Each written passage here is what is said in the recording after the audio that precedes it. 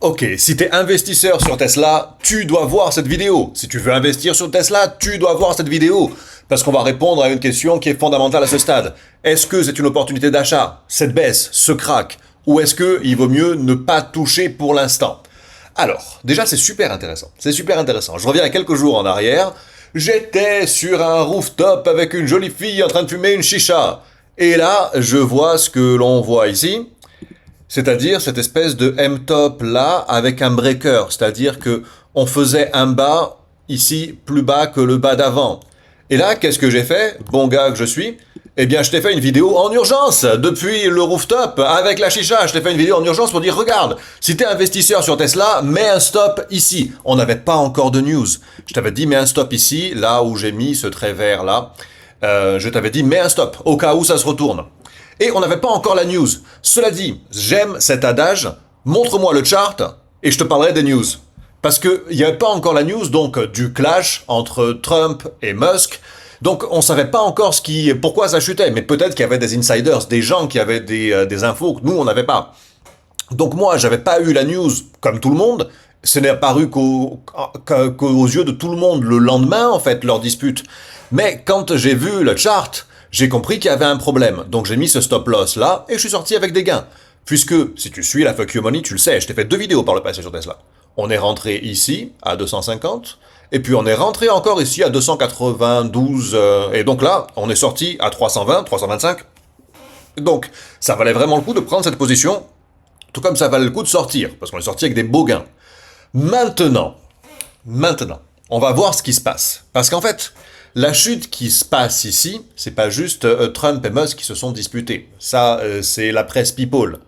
La réalité, c'est que Tesla est une société qui a beaucoup d'avenir, mais pas forcément au niveau de sa progression de prix, au niveau des voitures électriques. Moi, je crois en Tesla à long terme pour la robotique, parce qu'ils sont assez leaders là-dessus, ils ont une très bonne position là-dessus. Mais pourquoi? Bien, parce que ils ont beaucoup de contrats, ils avaient beaucoup de contrats, ils les ont encore, mais ils dépendent beaucoup, en fait, de leurs liens, de leurs contrats avec le gouvernement des États-Unis. Avec Elon Musk, qui se dispute avec le président, avec Elon Musk qui essaye de se retirer de la politique, eh bien, ce qu'on est en train de pricer là, c'est peut-être, on n'est pas sûr, ça sera les news, ça, mais peut-être des difficultés à venir pour la rentabilité, pour le développement de Tesla, parce que c'est une boîte qui dépend beaucoup des aides gouvernementales, et il est possible qu'elle en ait moins. Des contrats gouvernementaux, pas des aides, mais des contrats gouvernementaux, il est possible qu'à l'avenir, elle en ait moins. Donc c'est pour ça que le marché, il a pricé comme ça, avec une grosse baisse, la dispute entre Elon Musk et Donald Trump. On voit aussi que le prix est venu passer sous la résolution du W. Pas beaucoup, mais quand même, on est quand même passé dessous. Là, on essaye de revenir au-dessus. Il est possible qu'il n'y ait pas de mauvaises news derrière, que le marché oublie ce qui s'est passé et qu'on reparte à la hausse. C'est tout à fait possible. Moi, ce que je voulais t'illustrer ici, 2 choses. Si tu as une stratégie long terme sur Tesla, oui, tu peux y croire. Bien sûr, tu peux y croire. C'est pas une boîte qui est morte pour cette histoire-là. Bien sûr que tu peux y croire à long terme sans problème. Si tu as une stratégie plus court, moyen terme, prudence, parce que regarde, on est en dessous de la moyenne mobile à 50 jours, de la moyenne mobile à 200 jours, et pour l'instant, voilà, rien n'indique qu'on va les passer de sitôt. Donc, pour l'instant, grosse prudence.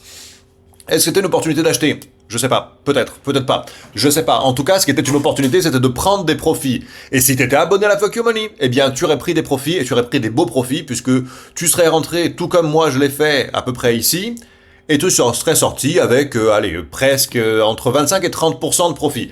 Donc t'aurais pas perdu ton temps. Si t'es pas abonné à la Fuck You Money, fais-le, parce que la Fuck You Money, elle te permet de vivre selon tes propres termes.